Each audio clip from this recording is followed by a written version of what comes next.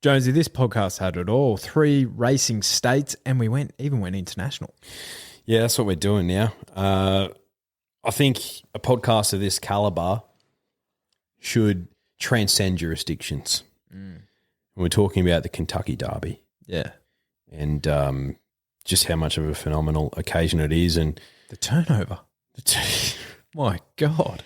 The turnover is phenomenal, but it also, I think it shone a little light on the turnover that we have on our greatest race here in Australia. But more on that during the podcast. Yeah, I would have thought so. And if you're going to turn some over this weekend, where would you do something like that? I think you're going to turn some over with Team Orange, and that's the good people at Ned's. Look, the Winter Carnival's heating up. We're on the back end of the Adelaide Carnival. Thank God, some would say. So open up your Ned's app and gamble responsibly in there. Check us out on our profiles. You can follow us in on a few bets if you like. But if you don't want to, that's fine too. But I'll tell you what, everything you could possibly do on the Ned's app is what you want to do. Get weird and exotic for us, drifters. Absolutely. And tell you what, some of the drifters are following in what we've posted or what I've posted. Those 3-leg multis and 2-leg multis for the Queensland Derby and the Cox Plate.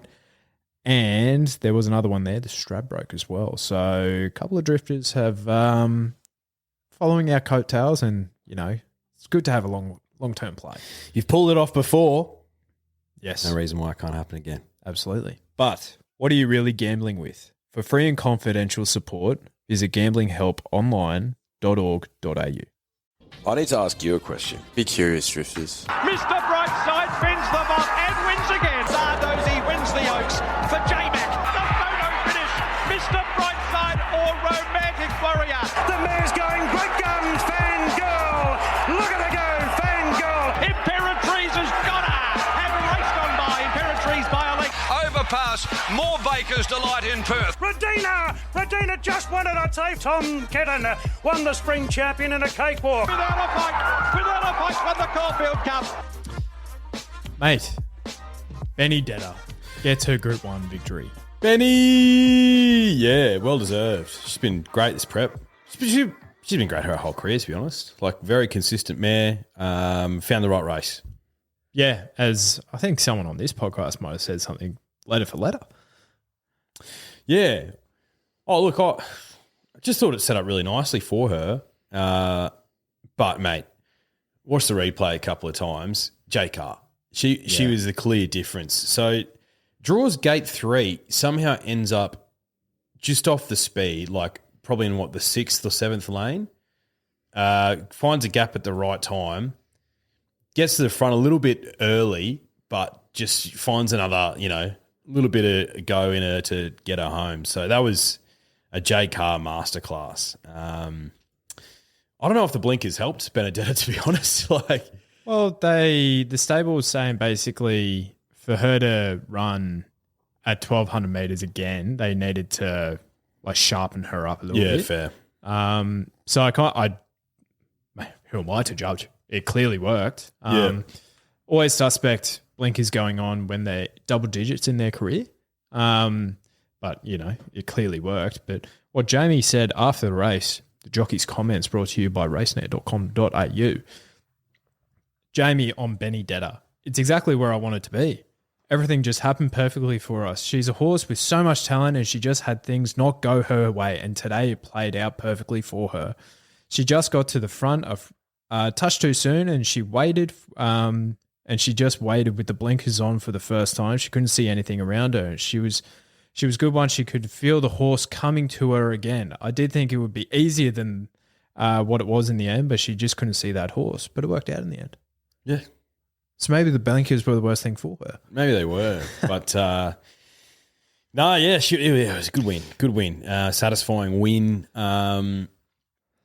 Jason Warren, the trainer, straight away after the race said we're taking on the Stradbroke. So, which is good. Good to hear.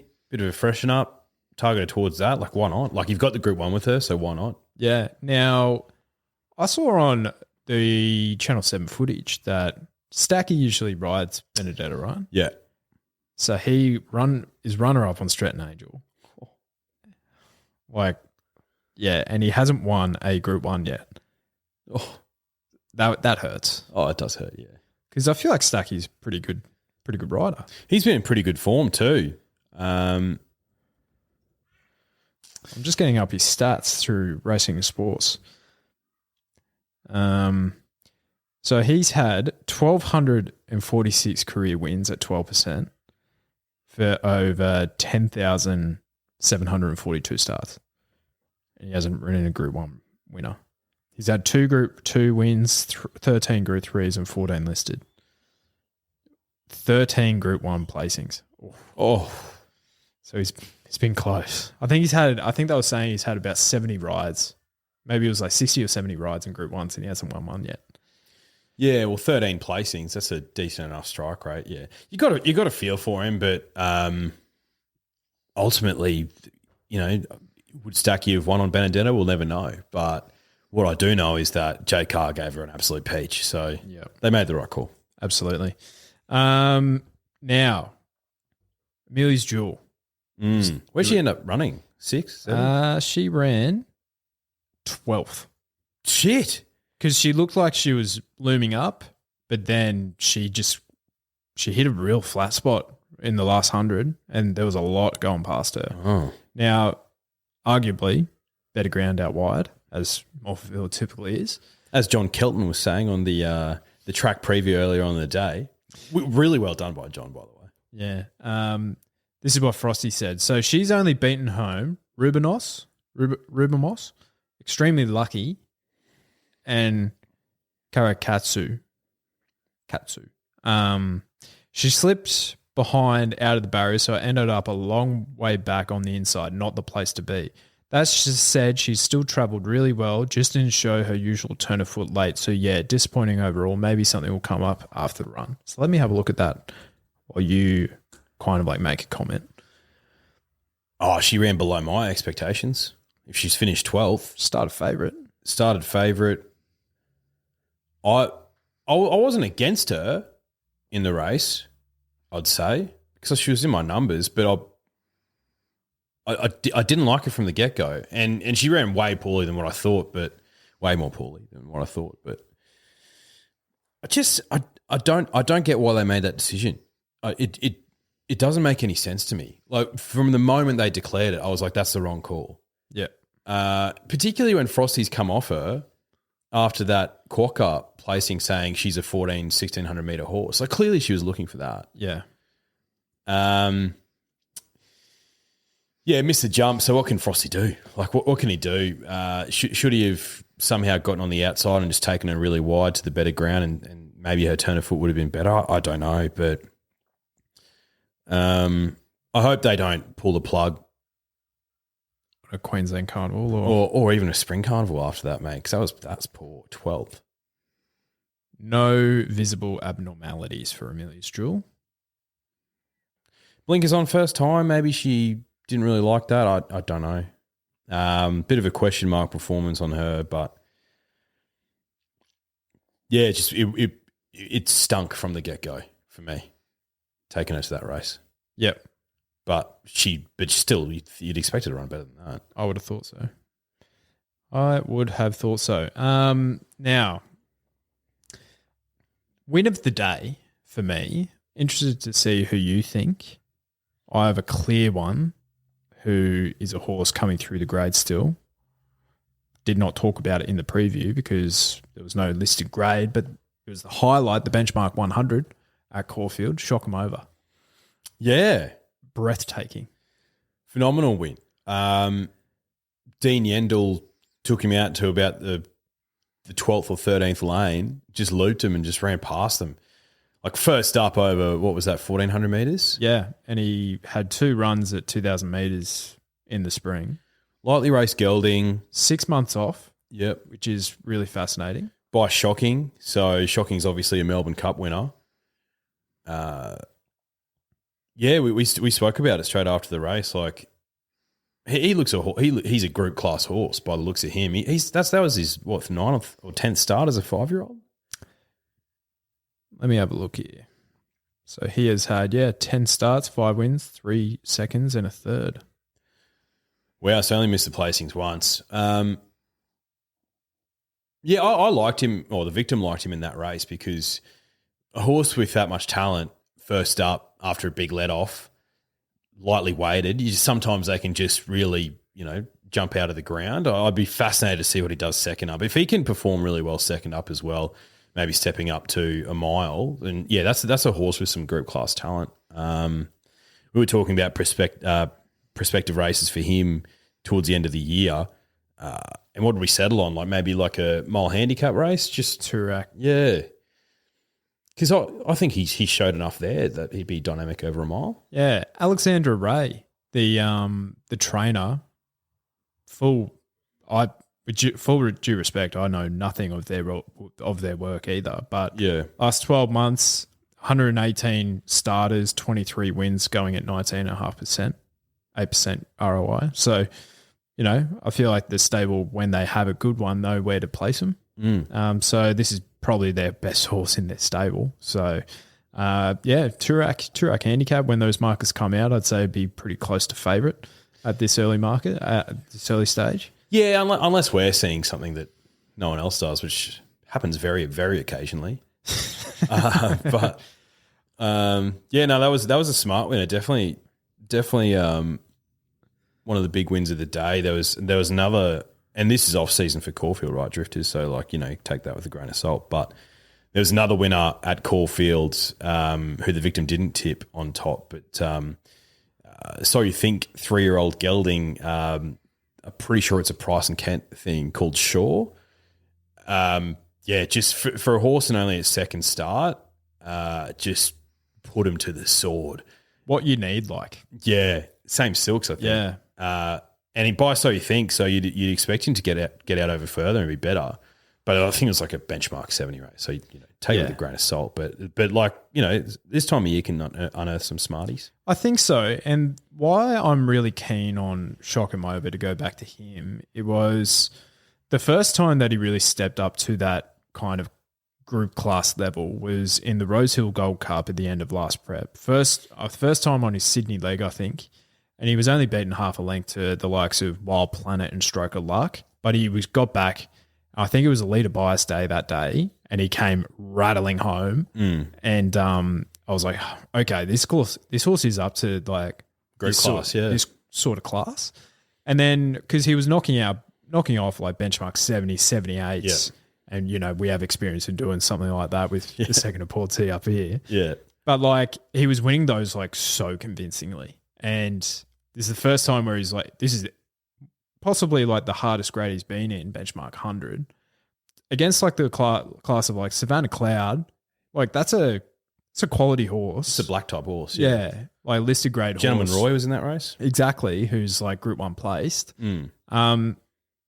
First up, where these other horses are rock hard fit, impressive win. Really, really impressive. So I think I can see where the scope is for this horse. So I'm really, really keen to follow him. His pattern will probably get him beat more times than not, but just like his half brother, I'm Thunderstruck. Yeah. Yep. Absolutely. So we've ticked off Morphettville. We've ticked off Adelaide for the rest of the year. Yeah. Well, who was the other big winner of the day? See What I See was great. She was fantastic. That's in a listed race. She's a group class horse. Definitely. Yeah. There is always I think it's a 2,000 metre race or a 1,800 metre race before the Wakeful for the Adelaide Carnival. And it's where Victoria Key ran second to Ain't No Deal Done. Always a really good form reference for the Wakeful each year. So that I tend to look at that one around that, but that's the rest of my Adelaide form done for the year. Oh, yeah. Let's get Newcastle out of the way. So Gosford, full credit to the ATC for making the call early. Commiserations for the Gosford Racing Club. But the Gosford locals would have been devastated, but for a race day. But it is what it is. It is what it is, and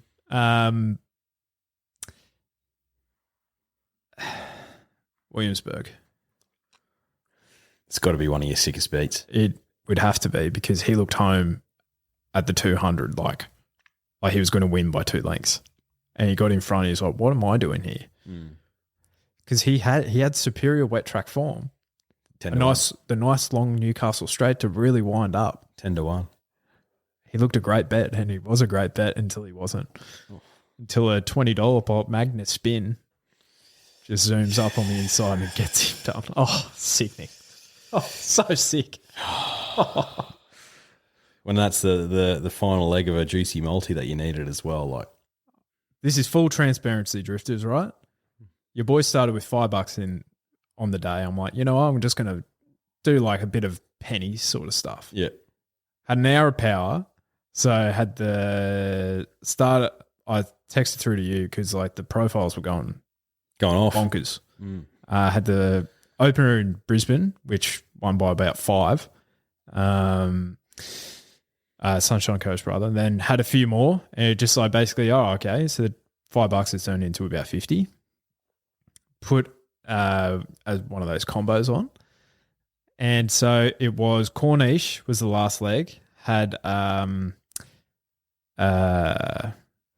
who was the other one in Newcastle? It was Scarlet Oak, maybe? No, not he's a shocker. Yep. Who won by a length. Just heavy deck, 4th up. Looked really good. And then I had Corniche and Thalessifier. Yeah, right. So $4 into $4 into $3.70 for Corniche, and then there was the $8 Williamsburg.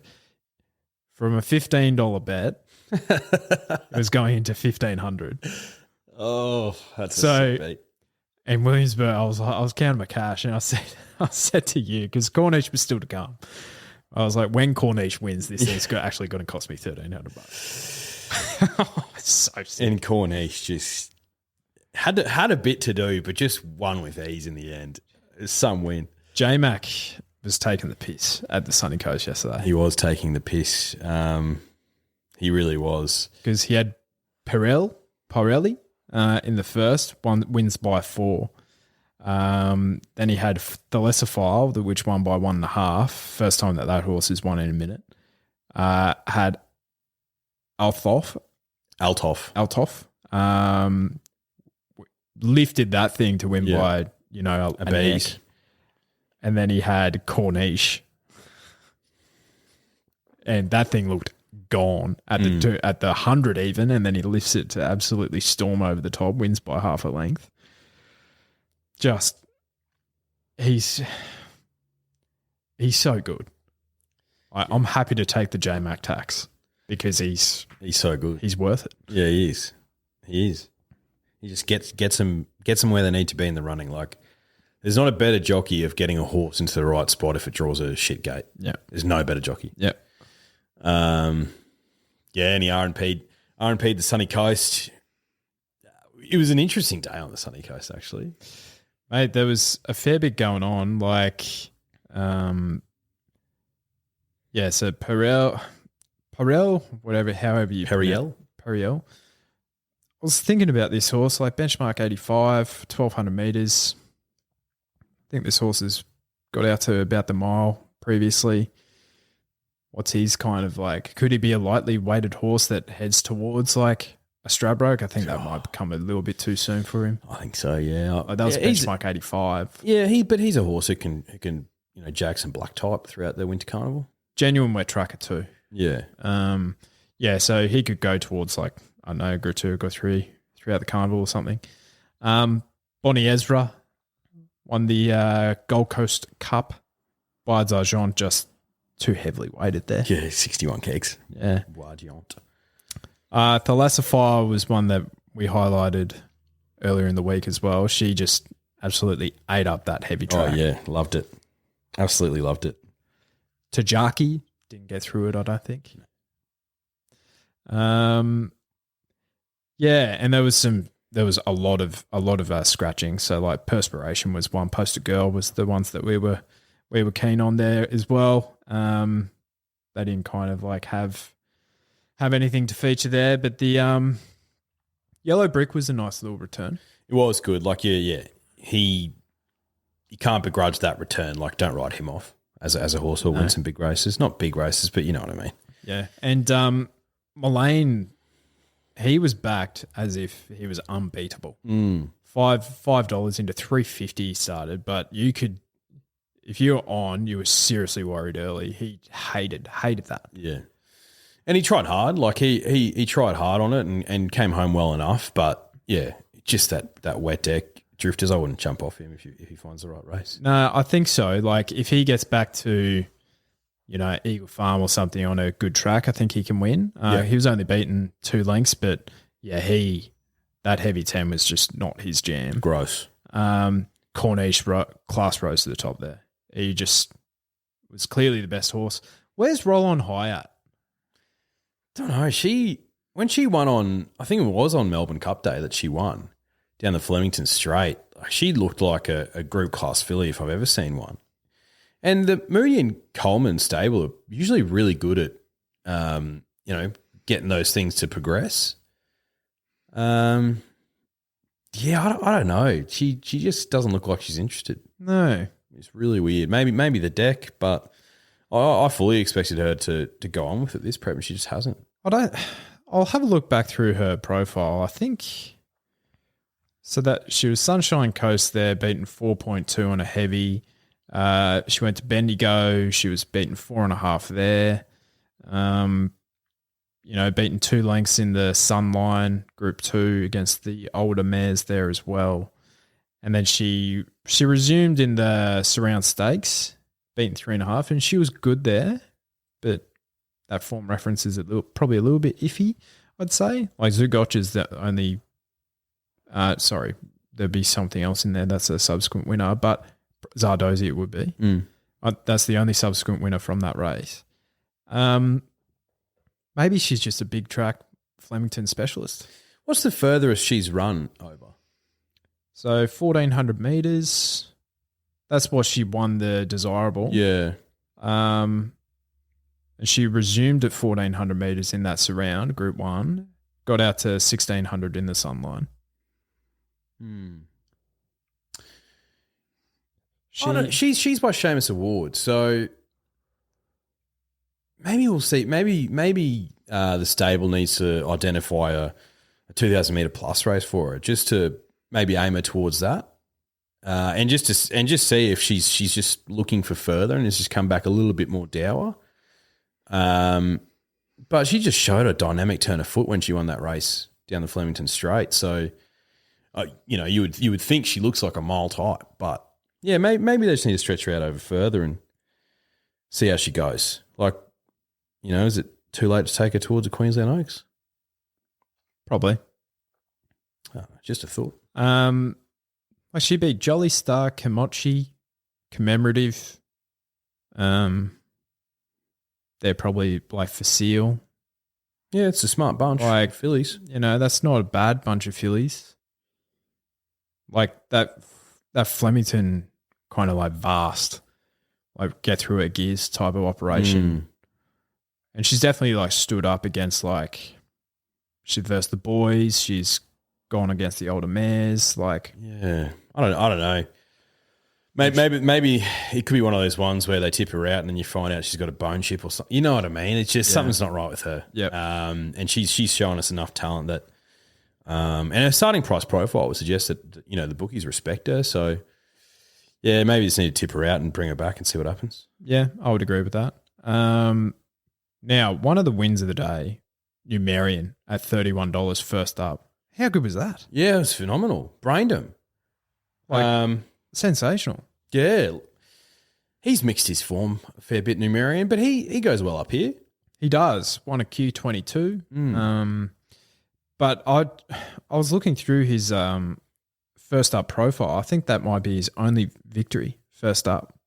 Definitely in his Australian career. But I guess he did race in the Perth Carnival, but that was still like five or 6 months ago. Yeah. He's been sensational of late. So what's his career record read now? So that would have been his, as I'm reading it right now, 42 starts, 6 wins, 10 seconds, 4 placings, 4 thirds. Okay. And he's largely raced in group races while he's been here. So 6 Group 1 starts, 9 Group 2 starts, 8 Group 3 starts. yeah, so he's a horse who could win a Doomben Cup, and it wouldn't surprise at all. By the looks of it, on a heavy deck, he'd find an extra leg. I said to you straight after the race, geez, wasn't it bizarre seeing Kovalik only warm up at the end of an 1,800 metre race? He can win the Doomben Cup. Yeah. Like, easily. Yeah. And then the Q22 after that. Yep. Nothing more needs to be said. Like, we've said everything that needs to be said about that horse and how bizarre his last 12 months has been. Easily the most mismanaged horse in the country for his ability. Yeah, easily. And that stable gets a lot right. But for these types, they've got form in this area. Ed Tart was mismanaged. Yeah, she was. Shared Ambitions mismanaged. Yeah. Like, they've tried to turn them into milers. They're not milers. Like, let them run. And the comment I made to you after the race, after you said that, the Kingsford Smith, and I think the Derby was the same day. I think they're on the same day. So we got to think about it, and the sprinters go around there, and you also get to see these Derby types. And when you go see them in the mounting yard, they're completely different gravy. You get to see like the actual difference in a horse. And when we see Portsea go around, right, where she resumes at 1,400 metres, and she looks a stayer. Yeah. The way that she walks. And because the stayers are so much more relaxed, they're way more fluid and in their action, whereas the sprinters, they're a bit more jagged, and which you want them to be. And you just look at their just look at their conformation, and like the sprinters are so muscular, at their front, and usually a bit more of a barrel around their midsection and big rumps. Like they're just powerful brutes. Most sprinters, whereas these stayers are more sort of thin and slight and leggy, and yeah, you said that Kovalik has got that written all over him when you look at him. Yeah. He does. So poorly managed. And I don't know whether it's, because, Neville Morgan's his primary owner. Like, whether he has 100% of him, I'm not sure. He obviously races in those silks and has got the name beginning with K. Whether it's Neville saying, like, I've got a smartie here, I reckon he's good enough to win some of these big, prize money races like the Golden Eagle, for example, and the Prince Charlie and all that sort of shit. Whether he's the one pushing it and Waller's like, or if Waller's the one saying like, nah, he's good enough to win these. I don't know, but he should have raced in the Caulfield Cup in the spring. I think the worst thing for his career was his Epsom run. Yeah. Because it was so promising. And it's like, oh, he does have the sprint in his legs. I was like, well, hang on a second. Yeah. He probably has one of those runs in him, a prep. But then he needs further to show that same brilliance. Because he's one of the best Queensland Derby winners that we've seen in a long time. Yeah. Like, easily. Yeah. So, I just want to see this horse out further. Yeah, I hope they get it right. Like, he's still young. There's plenty of time. It's just frustrating. But even looking at his SP profile, he started $3 yesterday. Who is diving into that? Oh, that is a sickening price. Yeah. Heavy 10 deck. We've seen it twice, placed once. Like, that just confused the hell out of me. And we said as much on Wednesday. No way in hell. And we were on Mighty Ulysses, who, ran well enough.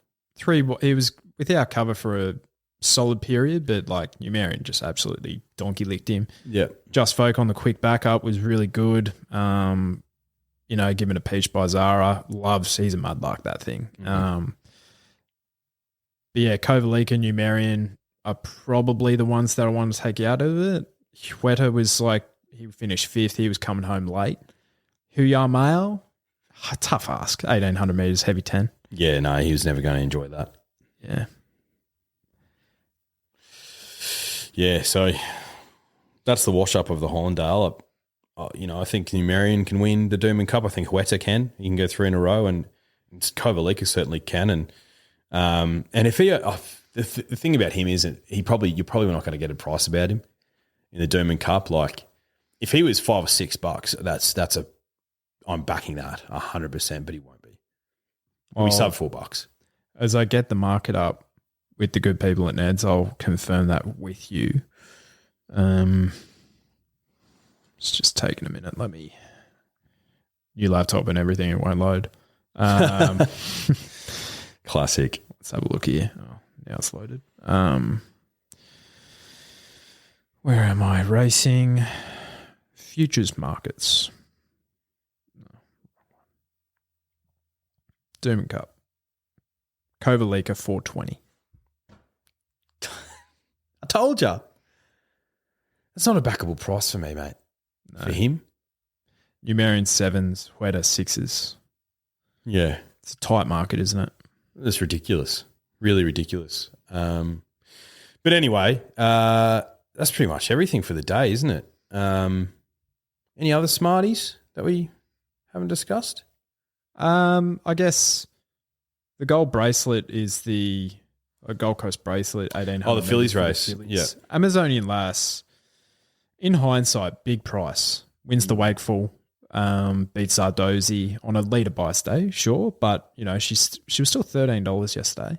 Yeah, beat Home Firestorm, the one I was keen on, and was triple the price. So yeah, in hindsight, definitely missed that. So made a mistake there. Yeah, clearly got through it. Molly Bloom was good. She was good. Yeah. She can definitely win the Oaks. First up run for a minute. She can definitely win the Oaks. And I think that was about it out of the Sunny Coast. And at Newey, Scarlet Oak was fantastic. She was a good winner. She's a smartie. Yep. Was that her third career start? Yeah, I think so. Yeah, blew them away. Yeah. Yeah, she's got group talent for sure. You know who I found Simile on yesterday? Yeah, mate. I would have if I just was watching the race because I don't mind betting on Similion. Like when he's at that $10 to $12, like I'll have a little spec. It's $4. A little spec in him. Yeah, that was the right race. Yeah, it was like 53 kilos or something. I remember looking at that race when we were doing the podcast, thinking like I'm going to bet on Similion this week, and I didn't. Because idiot. Last time he was on a heavy track, he beat home the Dark Lord Voldemort. Yeah, who he's done nothing since. But yeah, another one of yours, Cote, won at 10 to 1 as well. Beat $1.50 favourite there. But yeah, that was all she wrote at Newey. So next week, what we got? So we have the Doom and 10,000. Yep. Luke Nolan loses the ride on I Wish I Win. What are your thoughts on that? Oh, if you can get J-Mac, take J-Mac. Won a Golden Eagle and a TJ on him. Yeah. If you can get J-Mac, you take J-Mac. That's just the cold-hearted truth, mate. Yeah. Like Luke Nolan doesn't ride many winners. He's been injured. Yeah, but he doesn't ride many winners. Rode arguably the greatest horse of all time. She was a winner. That was a sit and steer job comment. You could have gone on the back of her. Let's be honest. No, full respect to Luke Nolan. He's a great jockey. He's not J-Mac. If you can get J-Mac, you take J-Mac, mate. And I wish I win apart from his Golden Eagle and apart from his TJ, where he started big prices in both. Apart from that, there's a lot of placings in there, a lot of close seconds and thirds in races where he probably should have ran better. True. Oh, a lot of those stars and a lot of those ones that you're talking about are